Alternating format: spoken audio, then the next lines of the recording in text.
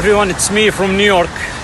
As you know, coronavirus those days pervades the world and many governmental systems almost collapse. I share this video with all people across the globe, and I'm sure it will redefine our comprehension about what does human rights mean.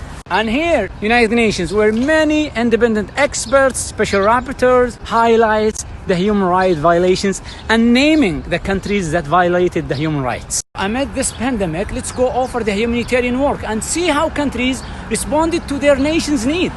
Let's start with the UK. British people got stuck abroad with no help. Old British nationals stuck in the airport after Emirates cancelled the flights and said they'd have to stay in Bali for 3 months. The UK embassy in Kuwait said, no financial assistance, go to charities. There's no fruit, there's no vegetables. You just need to stop it. Let's move into Canada.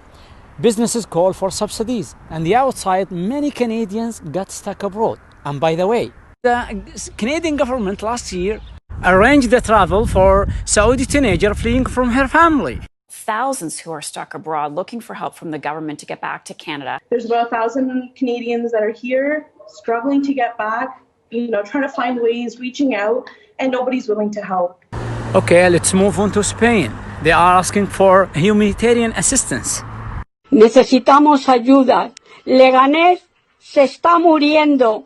No hay sitio en el hospital. Esto es una vergüenza a nivel nacional.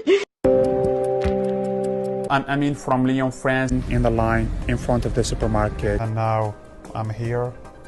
Wow. It's not easy to find what you're looking for.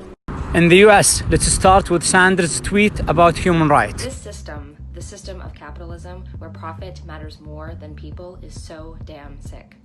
And the coronavirus is showing us all its symptoms. We need where everyone is guaranteed free, high-quality healthcare. Many businesses are closed, so the working class people lost their jobs. Gloves and masks in the United States are sold out, and Tennessee tells doctors to use diapers and goggles as a protection. Last year, 36 countries issued joint statement about Saudi Arabia, and they expressed their concerns about human rights, and some of these countries are that I mentioned above. In contrast, let's take a look inside Saudi Arabia and see how they responded to this pandemic. Let's start with the non-Saudis who are living right now in Saudi Arabia. I'm actually advising Americans that are in the kingdom that I would strongly consider sheltering in place.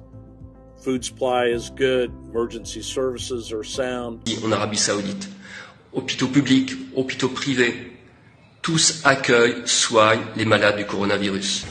Masks and gloves distributed for free in the street. All Saudis outside the kingdom hosted, isolated in comfort. See what our Saudi government provide us with 5 stars hotel full board free of charge. 코로나 때문에 그렇지만 사우디아라비아 대사관들 아주 감사드립니다. I am Saudi. I got stuck in Moscow and my government provided accommodation at 5-star hotel with 3 full meals. I'm Saudi. I get stuck in New York. My government provided me free food and 5-star hotel. If you look at healthcare, if you look at life expectancy, we're looking at human rights. Human rights. The government will cover 60% of the private sector salaries. On top of that, Saudi Arabia granted free treatment for patients who got sick from coronavirus, whether are Saudis or non-Saudis. If I get sick here in New York, they will ask me about health insurance. This pandemic shows us the real value of the citizen to its government. Thing you hear about Saudi Arabia, it's based on false allegations and sensationalism which serves the politician or press agenda or interests. To conclude, what Saudi Arabia did, it's not a human rights. It's something more far away from our comprehensions, something called fatherhood, which is mutual respect, love and care between the government and its people. And this should be taught next year here as a role model in the United Nations. Thank you.